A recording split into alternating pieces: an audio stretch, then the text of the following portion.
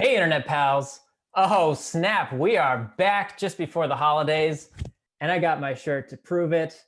This is what happens when you high five your buddy who's got a frozen gingerbread hand.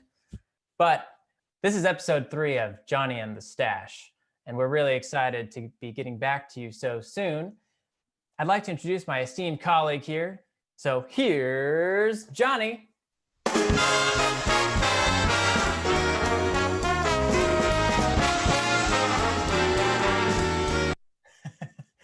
Nice hat. So I just want you to know, if you wonder why Parker is laughing, he didn't know that I was going to match with my new Christmas shirt. Okay. Now, I told my boss that I didn't own any ugly Christmas sweaters. So he didn't get me an ugly Christmas sweater, but he got me an interesting Christmas shirt. So I decided I was going to surprise Parker with this. Now, if you're wondering why I have my beautiful winter hat on, it is because that Parker, just having moved to the East Coast and out of the no snow Bay Area, is in the process of having his first East Coast snowstorm here on December 16th. That's right. Let's check it out here. Everything is white. Yeah, they don't have this in the South Bay, do they, Parker? No, certainly not. And I definitely did some donuts in the courtyard this morning. Like a kid in a candy store. So sure am. Welcome. We're going to have some fun and share some great information today. But before we do, my man Parker here has an update by popular demand. Lots of questions from episode 2. So Parker, let's answer those questions. Sure. It seems like everyone was mostly interested in how our lizard is doing and acclimating to the East Coast. And she is doing great. These pictures were taken before it started snowing and it was a little bit warmer outside. She's actually in what's called brumation. She's basically hibernating, sleeping all day and all night. But she's loving it here and she's doing all right. And when Parker told me that the lizard's name was actually Herb, I figured since he's from California and he's got surfer dude hair, the name is actually Herb. So from now on, the lizard will be known as Herb. Common mispronunciation. It's actually Herb. So Parker, let's get into it. Enough of this goofy stuff. So in our first episode, we talked about never be surprised by your bill. Don't get Macaulay'd. What did we do in our second episode, Parker? Well, we talked about making commitments. Everyone's scared, but you got to make them at some point. At the end of our third episode is when we introduced this idea of a commitment that AWS came out with about a year ago called an AWS Compute Savings Plan. And it's very different from what was done in the past. And we think it's actually going to sweep across all of the cloud providers because it's a very good way to do it. And it's what we consider to be the easy button. So what's the matter with EC2 reservations? You know, they've been around for years. People have saved money with them, but a lot of people have been scared off by them. Why were they scared off? One, people find them to be restricted. You are restricted to a region, an instance or instance family, and even an OS. So that restriction can be difficult. When you throw into that they're inflexible, that you may not be able to get rid of them once they start, it gets even more scary to get into the reservation business. The next thing is they're risky. Say I need to change the instance family, or I need to change from Linux to Red Hat, or any other change. If I have a reservation, I may be losing significant money if I make that change. So the risk is that I can't run my business the way I want to. And then lastly, even if you have convertible reservations where you can change them, you still have a significant monitoring effort to do to make it work. So this is why EC2 reservations have been a little scary to certain people. So what the heck are savings plans? You can go read on Google and read the white papers AWS has put out. You could read this screen, but really we want to focus on the compute savings plan. And what this plan is a dollar commitment per hour. And like John mentioned, we call it the easy button. With this easy button, I'm making a dollar commitment for a given hour for a given period of time, either 1 year or 3 years. So do my discounts change from what I'm used to with reservations? And the answer is no. A given discount for an EC2 instant savings plan is the same as if you bought a standard RI today. So whether that certain model has a certain discount in a certain region, if you're doing the same workload with an EC2 instant savings plan, it's the same savings. If you have convertible RIs, which have a little less savings but more flexibility, that's where the savings equate to the same as a compute savings plan rate. So if you take nothing else away from this, there's no reason at all to do convertibles anymore. The compute savings plan gives you far more flexibility with far less restrictions. So what are the restrictions? What changes in these new savings plans? First off, if you're doing standard EC2 RIs, you now go into the EC2 Instant Savings Plan, and instead of worrying about the OS and the instance level, you are only tied to the region and the instance family. Now, if you go down to the Compute Savings Plan, with a convertible RI, you were tied to the region, but you had to watch it, you had to monitor it. If you weren't using it, you had to exchange it. So you usually needed some sort of tool to tell you if you weren't using it. Well, with the Compute Savings Plan, this is the easy button we're talking about. Across EC2, Lambda, and Fargate, anywhere in the world, in any given hour, it's going to maximize your savings. So you no longer have to worry about changing the technology underneath. If you are doing compute in any of these families, as long as you spend that dollar amount, you will never lose money. So with that, Parker's going to explain, well, how do these savings get maximized?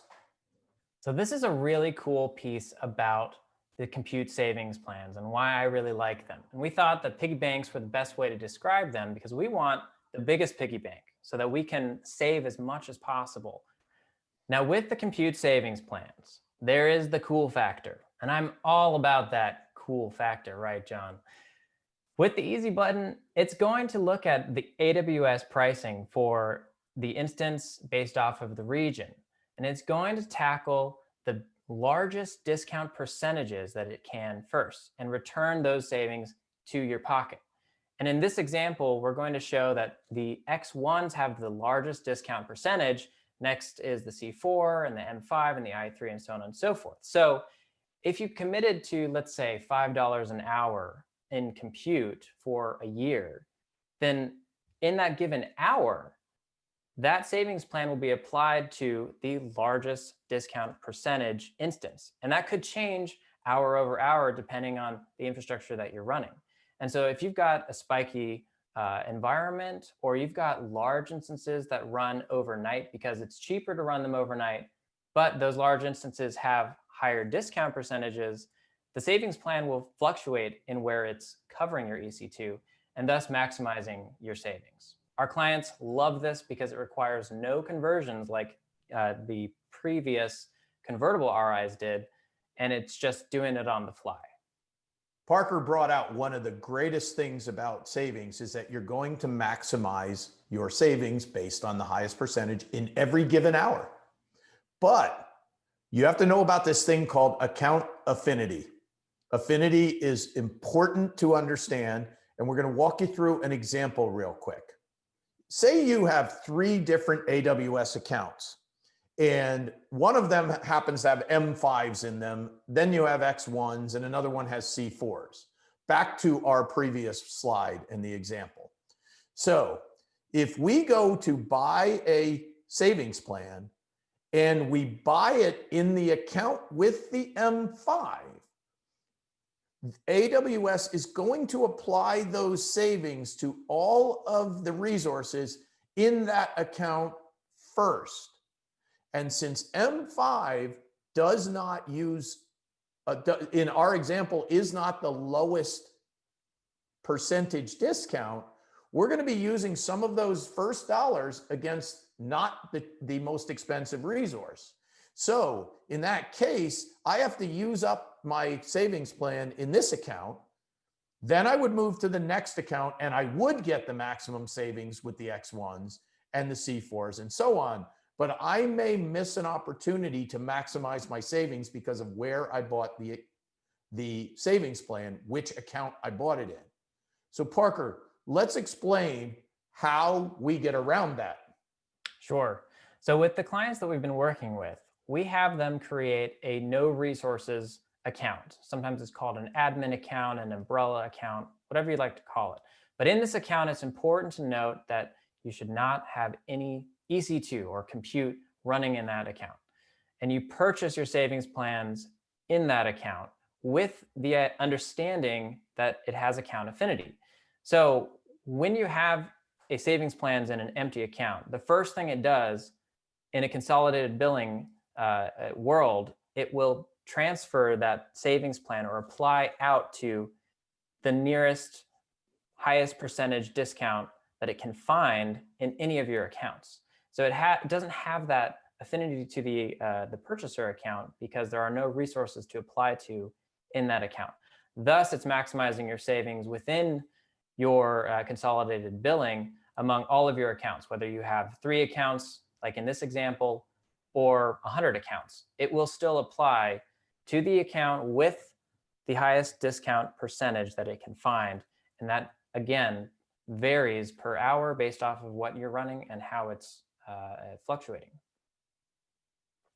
With that said, the compute savings plan is particularly beneficial if you might be running resources for a shorter amount of time. Because as we mentioned earlier, you have only 2 options as far as a term goes. You have a 1-year and a 3-year term with a compute savings plan or an EC2 instance savings plan. So let's say you're running a project for 6 months for a customer who's in a smaller region or a different part of the world, and you're only running that infrastructure for 6 months. If you have a savings plan, it will apply to that infrastructure that's running for that short period of time. And then once you spin down that infrastructure after 6 months is over, then it just applies it wherever else it can. In the old world, your only option was to commit to at least a year, and you had to specify that region. So with compute savings plans, it no longer hinders innovation, and it allows you the flexibility to have infrastructure wherever in the world that you'd like to run it. To wrap this up today, why do we like savings plans? What is so great about these compute savings plans that we talk about? Well, we talked in the first slide about the restrictions. With the compute savings plans, those restrictions are gone. It's any compute for EC2, Lambda, or Fargate anywhere in the world in any given hour. Your flexibility is greatly increased for you to be able to change your infrastructure throughout the world without the risk that you're used to. So there's a safety net there.